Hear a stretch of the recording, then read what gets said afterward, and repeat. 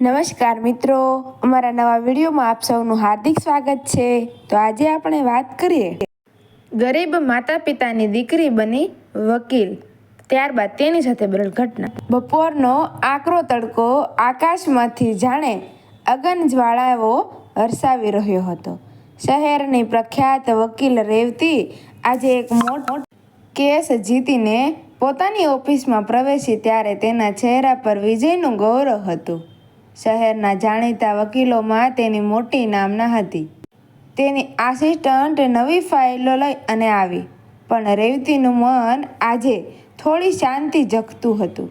તેણે કોફીનો ઓર્ડર આપ્યો અને એર કન્ડિશનરની શીતળામાં વચ્ચે બારીની બહાર નજર દોડાવી। બહાર ગ્રીષ્મનું તાપનું તાંડવ હતું। સૂર્યના પ્રકોપથી બચવા લીલું ઘાસ જમીનમાં સંતાઈ જવાનો પ્રયત્ન કરતું હતું અને ફૂલો બિચારા લાચાર બનીને કરમાઈ રહ્યા હતા।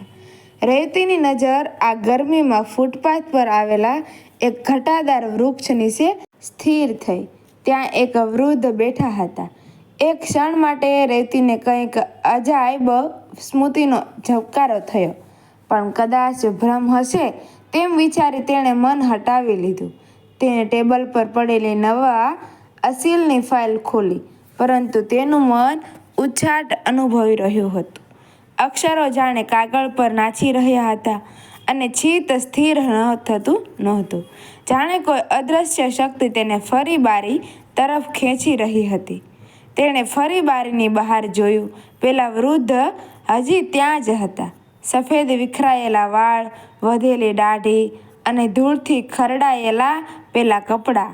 તે વૃક્ષના પાંદડા વૃક્ષના કિરણોને રોકવા મથતા હતા, પણ તે છાંયો એ વૃદ્ધની વેદનાને ઠારવા માટે પૂરતો નહોતો।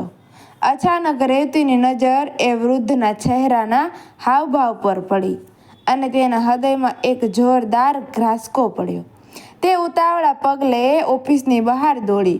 રેવતી જ્યારે ફૂટપાથ પર એ વૃદ્ધની પાસે જઈને બેઠી ત્યારે તેમની નજરમાં એક અજાણ્યો ખાલીપો હતો। રેવતી ધીમા અવાજે બોલી, "ત્રિલોકનાથ સાહેબ, તમે?" "ઓળખી, હું રેવતી." સાહેબ માત્ર તેની સામે જોઈ રહ્યા। રેવતી ફરી બોલી, "તમારી યાદશક્તિ પર થોડો ભાર આપો। હું મારી મા મોંઘી સાથે તમારા ઘરે કચરા પોતા કરવા આવતી હતી." સાહેબના ચહેરા પર હજી પણ અસ્પષ્ટતા હતી। ત્યારે રેવતીએ આગળ ઉમેર્યું, "તમે જ એ વ્યક્તિ હતા જેણે મારી અભણ માને સમજાવી હતી કે દીકરીમાં તેજ છે, એને ભણાવજે. તમે જ તેને હિંમત આપી હતી કે આર્થિક ચિંતા ન કરતી, હું બેઠો છું."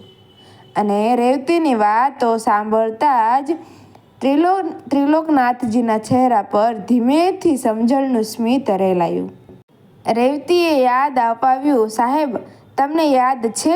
તમે દર વર્ષે તમારા નાના દીકરાના જૂના ચોપડા સાચવીને રાખતા અને મારે માટે નવા કલર ચડાવીને તૈયાર રાખતા. સાહેબ, જો તમે મારા ધોરણ 12ની ટ્યુશન ફી તે સમયે ભરી ન હોત તો આજે હું કદાચ કોઈના ઘરે કચરા પોતા જ કરતી હોત." સાહેબની આંખોમાં ઓળખાણની ચમક આવી। સાહેબની હાલત જોઈ રેવતી માટે આગળ વાત કરવી અઘરી હતી। તેણે તેમને સન્માનભેર પોતાના ઘરે લઈ આવવાનું નક્કી કર્યું। ત્યાં રેવતીએ જ્યારે તેમની આ હાલતનું કારણ પૂછ્યું ત્યારે ત્રિલોકનાથજીની આંખોમાં વર્ષોનું જામી ગયેલું દર્દ આંસુ બનીને વહી નીકળ્યું। તેમણે ધ્રુજતા અવાજે કહ્યું, "રેવતી બેટા, જે લોહીને મેં મારા પરસેવાથી સિંચ્યું હતું એ જ લોહી આજે પાણી થઈ ગયું।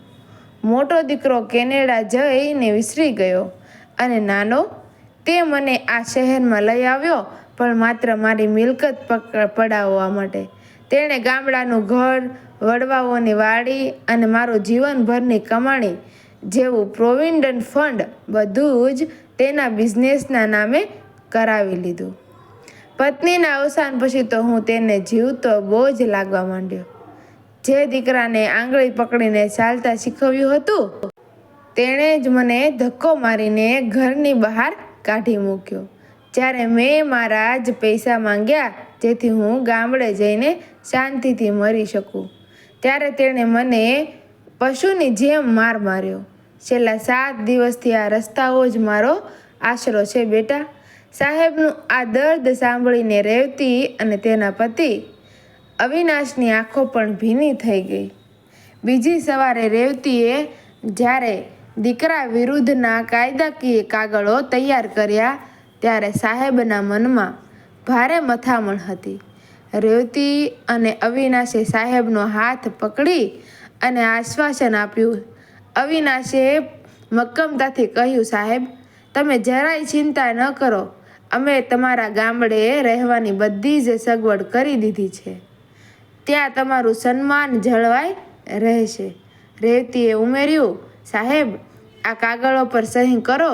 હું તમને ખાતરી આપું છું કે તમારા દીકરાને તમારી પાસેથી લીધેલી તમારી હકની કમાણી તેને વ્યાજ સહિત પાછી આપવી જ પડશે. સાહેબે ધ્રુજતા હાથે પેન પકડી પણ સહી કરવા જતાં જરા અટક્યા અને ધીમેથી પૂછ્યું, બેટા, આ કેસની તારી ફી? રેવતીએ આદર સાથે તેમની સામે જોયું અને બોલી, સાહેબ, તમે જે ફી વર્ષો પહેલાં મારા ભવિષ્ય માટે ભરી હતી ને, તેની સરખામણીએ મારી ફી તો ઘણી ઓછી છે. ત્રિલોકનાથજીના ચહેરા પર સ્મિત આવ્યું.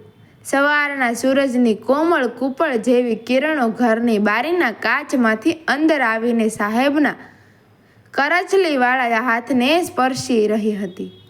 જાણે કુદરત પોતે જ તેમના જખમો પર વહાલનો લેપ લગાવી રહી હોય.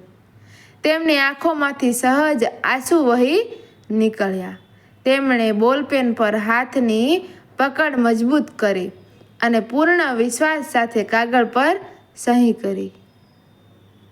મિત્રો, વિડીયો ગમ્યો હોય તો વિડીયોને લાઈક કરજો, શેર કરજો અને આવા જ નવા વિડીયો જોવા માટે અમારી ચેનલને સબસ્ક્રાઈબ કરી દેજો. તમારો આ વિડીયો વિશે શું કહેવું છે કમેન્ટ બોક્સમાં જરૂરથી કહેજો. ધન્યવાદ. જય શ્રી કૃષ્ણ. રાધે રાધે.